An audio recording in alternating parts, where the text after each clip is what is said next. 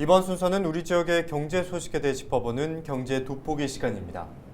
오늘은 최근 가파르게 오르고 있는 식용유와 밀가루 값의 동향과 이로 인한 장바구니 물가 영향에 대해서 알아보겠습니다. 네, 전화로 여성환 한국경영연구소 대표 연결돼 있습니다. 대표님 안녕하십니까? 반갑습니다. 여성환입니다. 네, 밀가루, 콩기름, 식용유와 계란까지 장바구니 물가가 올라도 너무 올랐다는 말이 계속해서 나오고 있습니다. 실제 전반적인 물가 상황을 좀 짚어주시죠. 지금 에그플레이션 이런 이야기가 나오고 있는데요. 에그플레이션이 뭐냐 하면 농업과 인플레이션을 합성한 신조어입니다. 농산물 가격이 급등하면서 일반 물가의 상승을 일으키는 그런 현상을 말하는 건데요. 러시아의 우크라이나 침공 사태와 코로나 상황에서 해상 운임이 상승되거나 또 곡물 가격이 급등하면서 지금 전체적으로 관련된 밥상 물가들이 많이 뛰고 있다. 이렇게 보시면 될 것 같습니다.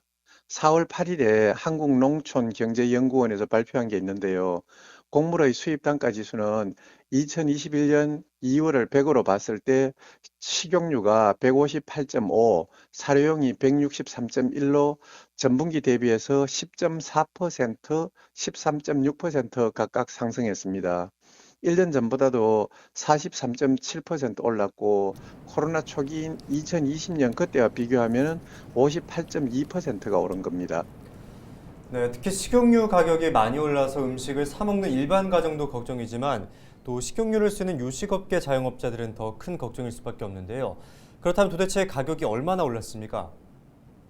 국제 대두 가격이 지난해 11월에 톤당 455달러였던 것이 635달러로 지난 10년간 최고가를 기록하면서 치킨집에서 사용하는 식용유도 한 통에 전보다 만 원 정도 올라 5만 8천 원이 됐습니다.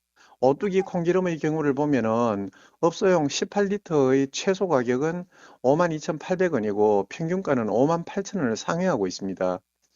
이게 얼마나 오른 거냐 하면 지난 6월에 37,260원이었고 올해 1월에는 47,220원 수준이었습니다. 곡물 가격 상승으로 식용유 값뿐만 아니라 계란과 밀가루 값이 한꺼번에 올랐기 때문에 치킨집과 제과 제빵업을 하는 자영업자들의 부담은 점점 가중되고 있습니다. 서민들을 상대로 하는 장사이기 때문에 가격을 올리는 것도 쉽지 않아서 손해를 감수하고 영업하는 경우도 많다고 합니다. 네, 완벽하게 예상하긴 어렵겠습니다만 지금 이런 고물가 상황이 언제까지 이어질 건지 또 언제쯤 안정될 것인지 궁금한 분들이 많습니다.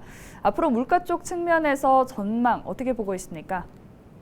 적어도 내년 말 정도까지는 물가 안정이 쉽지 않을 것이다. 이런 생각이 드는데요. 우리나라는 자원이 별로 없어서 원자재를 수입해서 부품이나 완제품을 만들어서 수출하는 구조입니다. 경제가 수입과 수출에 의존하다 보니까 국제 정세의 영향을 많이 받는 특징이 있습니다. 불안한 국제 정세의 영향을 계속해서 받을 것 같다는 생각이 들고 코로나가 끝나면서 보복 소비로 인한 소비 증가가 일정 부분 생겨나고 있습니다. 요번 요즘 전문가들 사이에서 많이 거론되는 에그플레이션은 2006년과 2011년에 왔었는데 원인은 곡물 재고 부족이 1차적인 원인이라고 봅니다.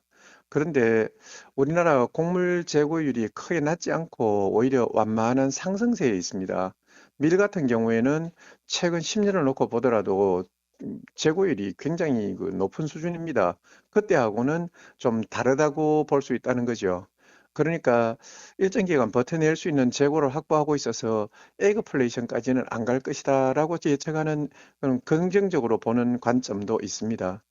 그런데 이제 곡물 가격뿐만 아니라 다른 품목들의 전반적인 가격이 상승하면서 어쨌든 소비자 물가 상승은 일정 정도 갈 수밖에 없지 않을까 이런 생각을 좀 하고 있습니다. 네, 오늘 말씀 여기까지 듣겠습니다. 감사합니다. 네, 수고하셨습니다. 자고 나면 껑충 뛴다 싶을 만큼 무섭게 치솟는 소비자 물가에 도민들의 걱정이 날에 갈수록 커지고 있는데요.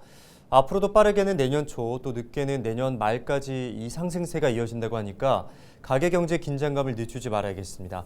지금까지 경제 돋보기였습니다.